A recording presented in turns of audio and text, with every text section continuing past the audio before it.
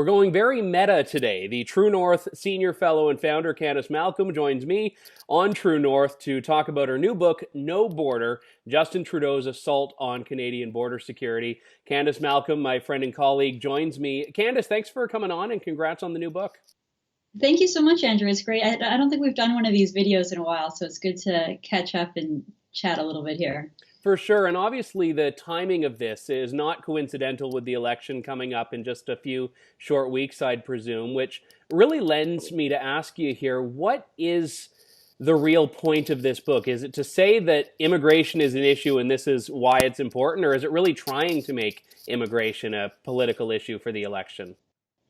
Well, Andrew, I think immigration is already one of the top issues of this election. I think that you can't deny, after having 4 years of Trudeau's disastrous policies, seeing 50,000 people illegally come into our country every year to claim asylum and clog up our refugee system, Trudeau's handling of immigration has just been awful since day one. So my last book, called Losing True North, I wrote it almost immediately after Justin Trudeau got elected. He got elected in the fall of 2015, really on the back of a pledge that he made that was in relation to the Syrian refugee crisis that was spilling into Europe. He kind of captured that moment, appeared to be the most sympathetic, the most, big-hearted when it came to welcoming Syrian refugees. He made the biggest pledge. And, it didn't really matter what the facts were on the ground. It didn't matter that Canada had no capacity to welcome the number of people that he wanted to welcome. It didn't matter that Trudeau himself had a very naive view when it came to the threat of ISIS and Islamist terrorism and how that was welcomed into Europe alongside the Syrian mass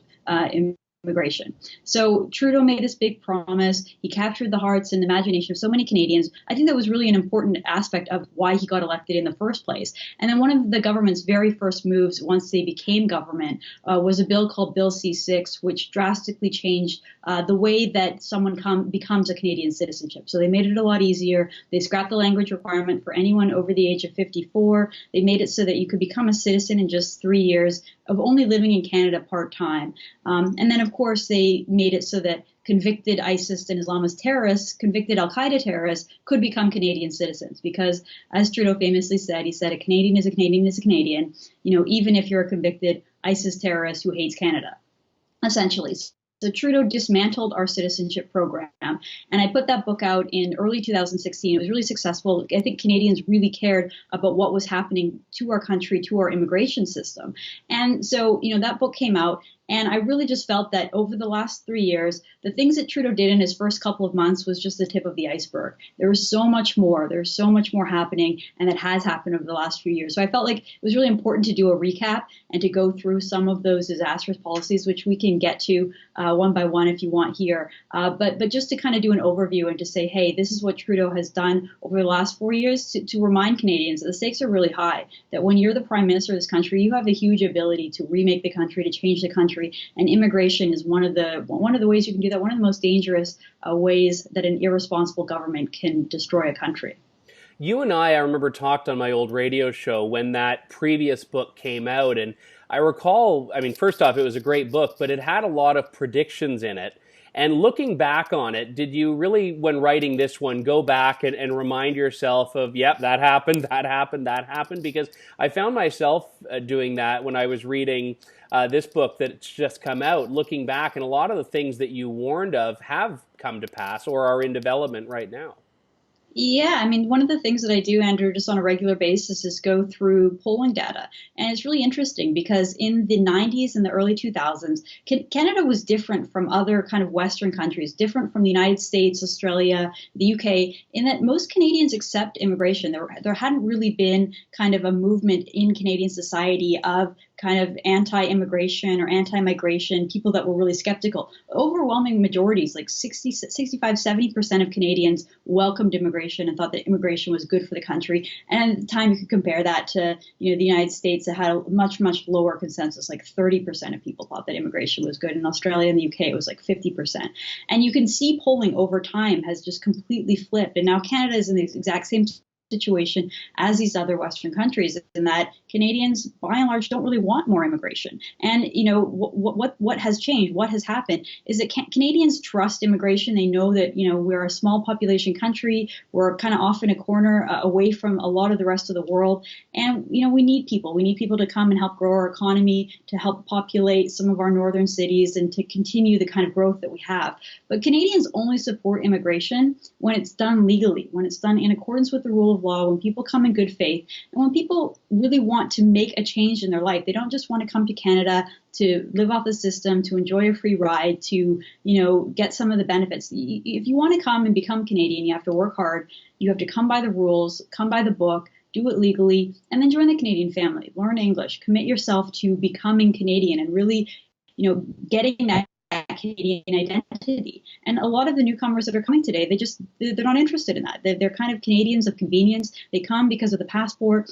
We've seen a huge rise in things like birth tourism, where people just show up in Canada when they're like 7.5 or 8 months pregnant. They have a baby, and then they leave. There was one hospital in Richmond, British Columbia, that said about a fifth of all babies were born to foreigners who had no connection, no ties to Canada. So this is kind of like a microcosm of what is happening. And Canadians are very skeptical of that. We want people to come to our country that love Canada, that want to contribute and add to the Canadian story. And, it's not that Canadians are closed-minded or that they're not open to having people from different cultures and, that look different or whatever.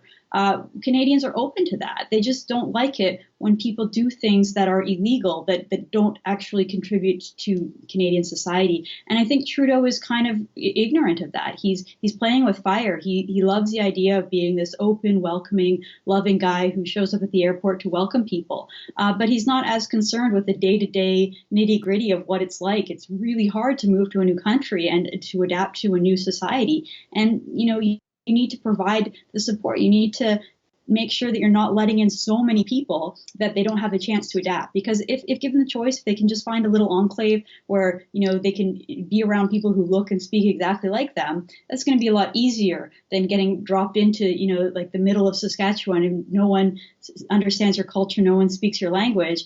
And that's going to be a lot harder. In the long run, it's better for everyone if you do adapt to the Canadian society. But in the short run, and what's easier is people just finding their own ethnic community and staying isolated. And I think that's what Trudeau fundamentally doesn't understand. And that's why so many of my predictions from my first book are coming true, Andrew, is because, the writing's on the wall. And when you have this ignorant approach that just says, hey, everyone should come to Canada and, everything will work out. It's like, no, it's not going to work out. You have to actually do the hard work, put in the hard work, both on the government side and, on behalf of newcomers who are coming to our country.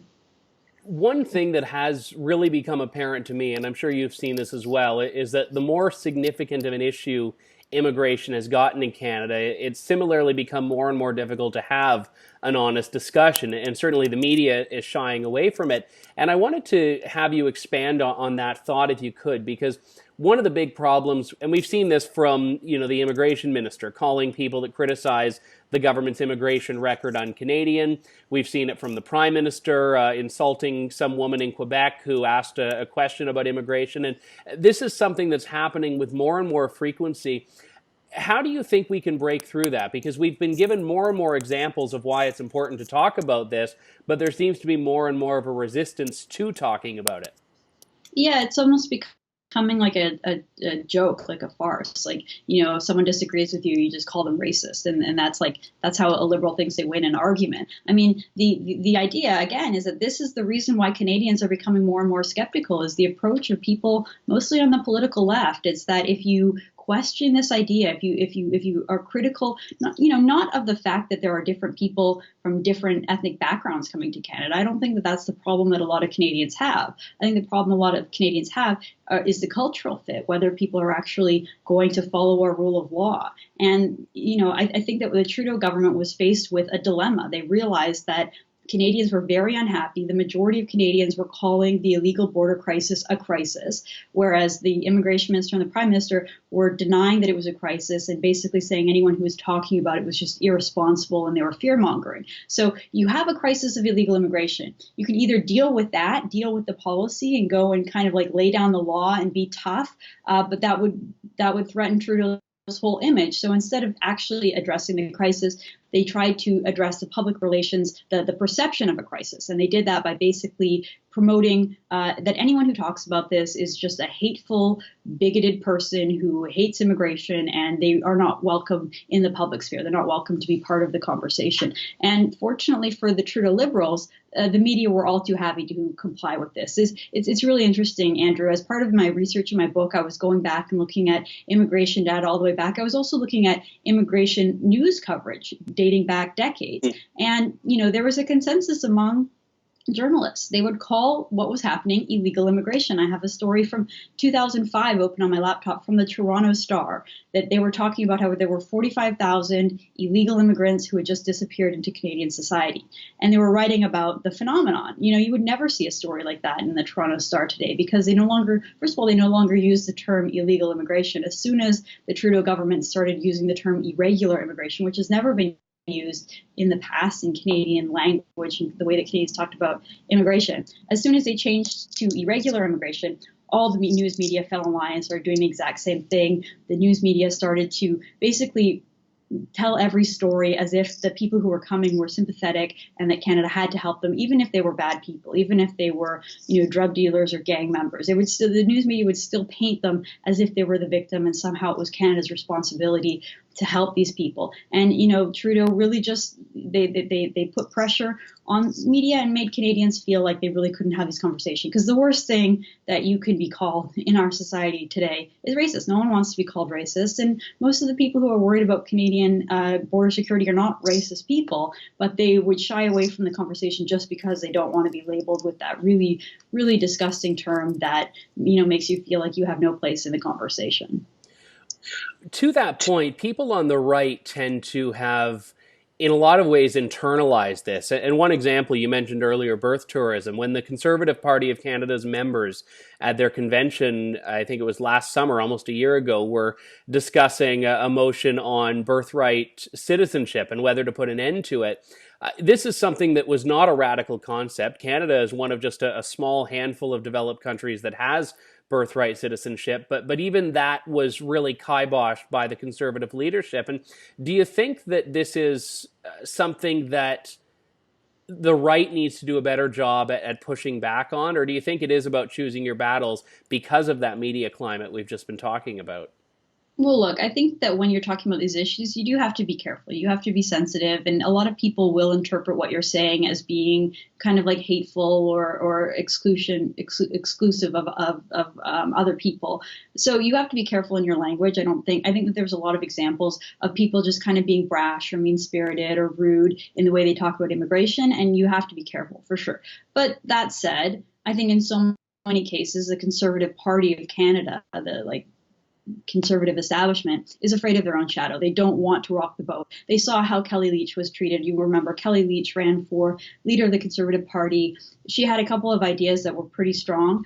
Maybe she didn't communicate them in the best way, but the media just completely demonized her. They turned her into like a Trump figure, and they pretty much ruined her career in politics. And I think that a lot of conservatives saw that and just didn't want anything to do with it. They didn't want to touch any of those issues. You saw, just on this campaign trail, Andrew Scheer was asked about a values test for immigrants, and he really quickly shied away from it and said that he wouldn't do that, but that, he thinks that integration is important. So I think that, in so many ways, the Liberal government has been successful in creating this climate of fear around immigration. But what hasn't changed is the fact that most Canadians still don't want more and more immigration. Only 6% of Canadians, according to a poll last summer, wanted more immigration. And then at the same time, the Trudeau government was rapidly increasing the immigration numbers, annual immigration intake to the highest levels in recent history. So, in some ways, it's like the Liberals are successful in creating this climate where you can't talk about it, and then the Conservatives just don't really know what to do. They don't want to be seen as being racist or offensive,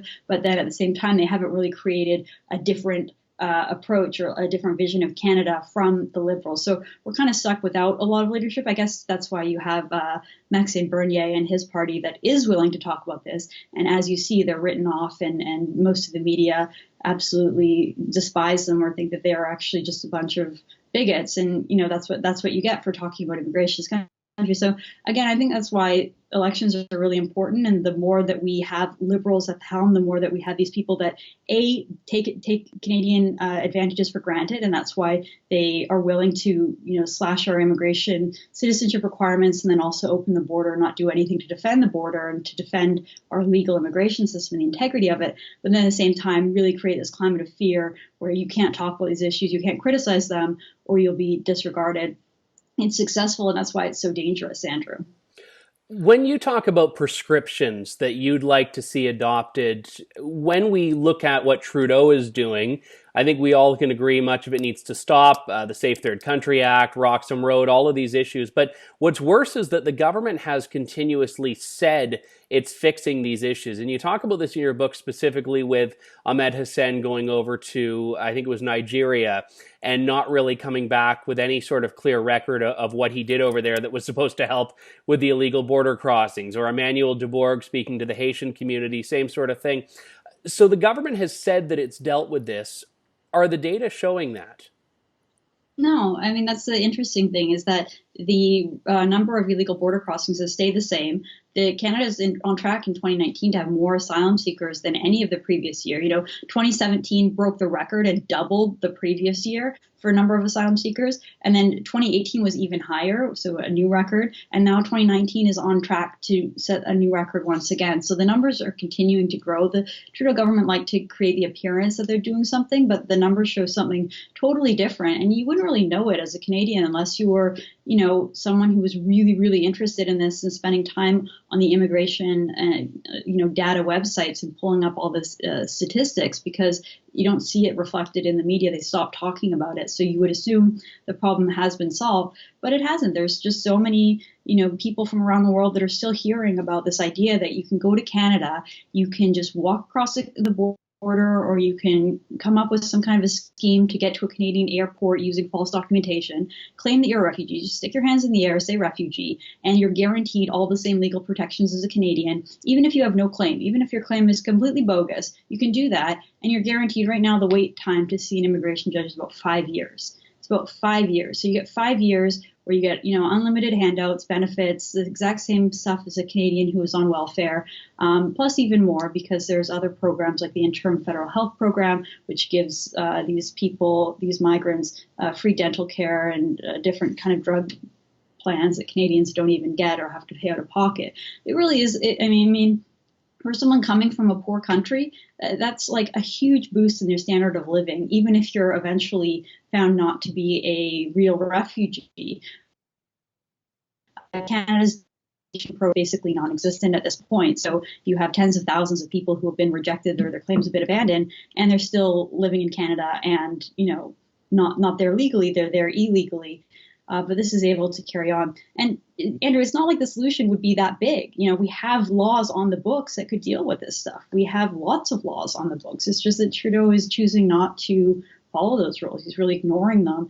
And the protections that we have that are built into the system, he's kind of quietly undoing them and making it even easier for people to take advantage of our generosity.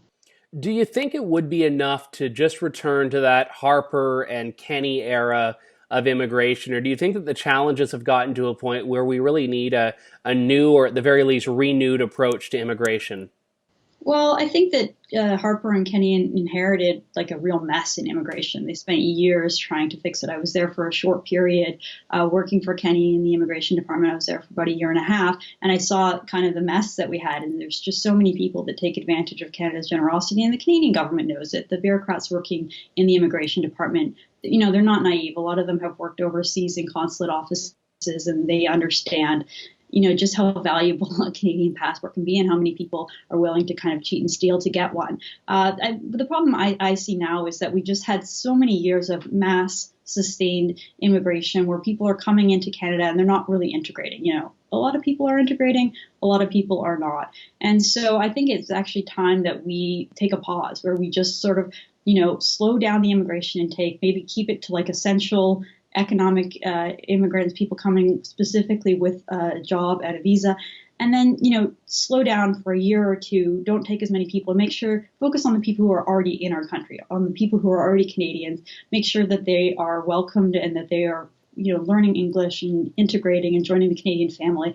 And then, maybe in a couple of years, we can open the borders back up and allow more people to come in legally with a focus on the legal side of it. But, I think that we've had so many years now of just kind of mass migration, open borders, no regard for integration whatsoever.